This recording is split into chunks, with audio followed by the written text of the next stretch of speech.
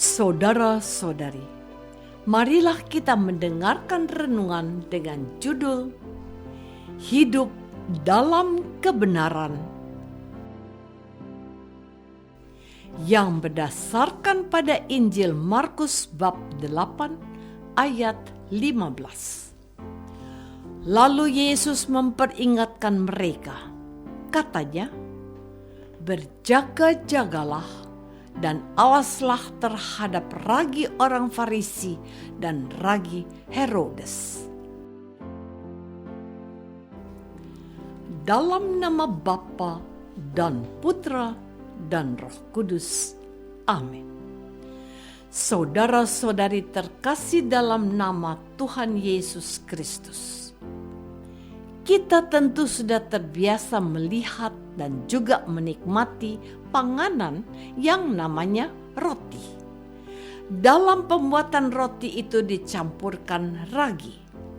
Dalam pembuatan roti dan kue, ragi berfungsi untuk memfermentasi karbohidrat dan menghasilkan CO2 atau karbon dioksida dan menciptakan alkohol dalam tepung. Adonan roti atau kue akan mengembang karena CO2 yang terperangkap dalam gluten atau zat dalam tepung. Alkohol yang tercipta juga menguap selama proses pemanggangan. Jadi, fungsi ragi adalah untuk membuat adonan mengembang dan menjadi empuk. Dalam kitab Imamat, hukum Taurat melarang memasukkan ragi di dalam persembahan yang dibuat untuk bait Allah. Imamat bab 2 ayat 11. Hari ini Tuhan Yesus mengingatkan para murid-Nya yang lugu dan sederhana untuk berjaga-jagalah dan awaslah terhadap ragi orang Farisi dan ragi Herodes. Apa maksudnya? Tuhan Yesus menggunakan kata ragi dalam perumpamaan dari prinsip kerusakan moral sebagaimana yang ditulis oleh Rasul Paulus dalam suratnya kepada jemaat di Korintus. 1 Korintus bab 5 ayat 6. Ragi dari Farisi adalah kepura-puraan atau kemunafikan mereka. Saudara-saudari terkasih, Tuhan Yesus mau mengingatkan para murid untuk hidup lebih baik dari orang-orang Farisi. Mereka itu secara berlebihan memperhatikan hal-hal lahiriah dalam agama, tetapi mengabaikan hal-hal rohani yang mendasar dan lebih penting. Tentu kita masih ingat akan sabda Tuhan yang mengingatkan kita atas perilaku orang-orang Farisi ini, bahwa orang boleh dan harus memberikan persembahan di bait Allah, namun juga tidak boleh lupa melakukan perbuatan kasih dan belas kasihan kepada sesama.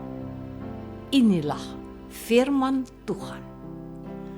Celakalah kamu, hai orang-orang Farisi, sebab kamu membayar persepuluhan dari selasih, inggu, dan segala jenis sayuran, tetapi kamu mengabaikan keadilan dan kasih Allah.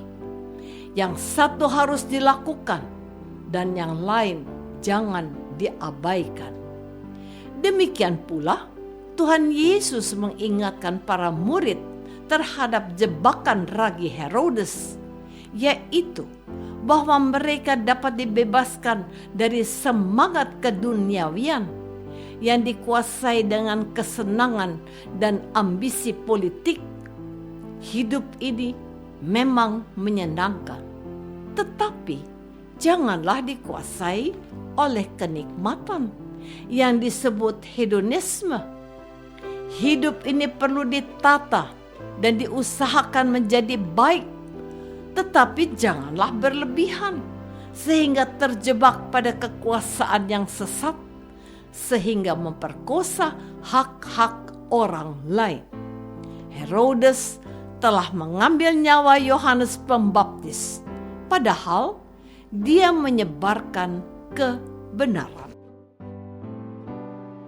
Saudara-saudari terkasih, ketika Tuhan Yesus memperingatkan para murid untuk waspada dan berhati-hati terhadap ragi Farisi dan ragi Herodes, mereka gagal paham. Mereka ini memang mantan nelayan polos dan lugu dalam berpikir dan bersikap. Mereka mengira karena pada saat mengucapkan pengikatan itu, mereka tidak mempunyai roti. Padahal belum lama mereka menyaksikan mujizat penggandaan roti yang telah mengenyangkan perut mereka dan 5.000 orang atau 4.000 orang yang lapar saat mengikuti dan mendengarkan Tuhan Yesus. Tuhan Yesus menegur mereka karena kelambanan mereka untuk memahami arti penting kejadian-kejadian ajaib yang telah mereka saksikan. Perkataan Tuhan Yesus sesungguhnya adalah sebuah peringatan bahwa mereka seharusnya sudah dapat belajar untuk percaya kepadanya. Bahkan tentang kebutuhan akan materi, yaitu roti. Mereka mau dihindarkan oleh Tuhan Yesus dari sikap yang tidak baik dari orang Farisi dan juga Herodes. Mereka dididik untuk lebih mempercayai Tuhan yang sanggup memenuhi kebutuhan jasmani mereka. Mereka sudah makan roti yang di dalamnya ada ragi, tapi mereka harus waspada terhadap ragi orang Farisi dan Herodes. Janganlah mereka bertindak munafik dan hanya mementingkan diri sendiri saja. Mereka harus melihat dan percaya pada Yesus yang telah mengajarkan kasih sayang, tetapi melaksanakan juga dengan memberi makan orang yang lapar. Tidak seperti orang Farisi yang meletakkan beban kepada orang, tetapi mereka sendiri tidak mau menyentuhnya. Mereka berdoa bukan untuk menyembah Allah, melainkan supaya dilihat orang dan mendapatkan pujian. Saudara-saudari terkasih, sesungguhnya Tuhan Yesus mau supaya para murid mengerti makna tindakan Tuhan Yesus menggandakan roti, yaitu tindakan kasih. Mereka harus memiliki ciri yang dicontohkan oleh Tuhan Yesus. Mereka harus hidup dalam kebenaran dan bukan dalam kemunafikan. Mereka tidak boleh puas diri dengan mendapat berkat mujizat Tuhan, tetapi mereka juga harus melakukan tindakan yang sama, bukan dalam kemunafikan dan mementingkan diri sendiri seperti yang dilakukan oleh orang Farisi dan Herodes.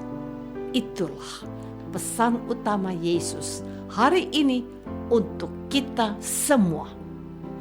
Kita harus hidup dalam kebenaran, bukan dalam kepura-puraan. Anugerah Tuhan selalu tersedia. Namun, sudahkah kita menanggapinya dengan benar dan berbagi dengan sesama yang membutuhkan?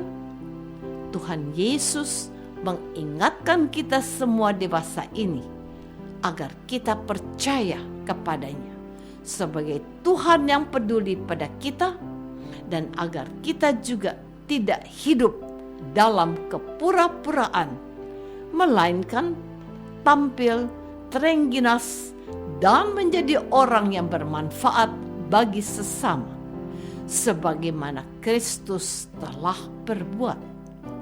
Marilah kita menjadi orang Kristen yang baik dan menjadi berkat bagi sesama dan bukan menjadi batu sandungan.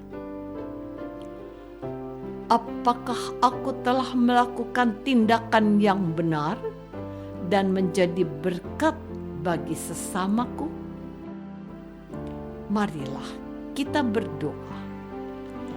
Bapa yang Maha Baik, hari ini kami diingatkan Tuhan Yesus untuk bersikap sebagai murid Yesus yang baik dan tidak hidup dalam kepura-puraan. Bantulah kami mengupayakan hal yang baik dan benar untuk kesejahteraan sesama kami. Demi Kristus, Tuhan dan pengantara kami. Amin. Semoga kita semua selalu dinaungi dan dibimbing oleh berkat Allah yang Maha Kuasa, Bapa dan Putra dan Roh Kudus. Amin.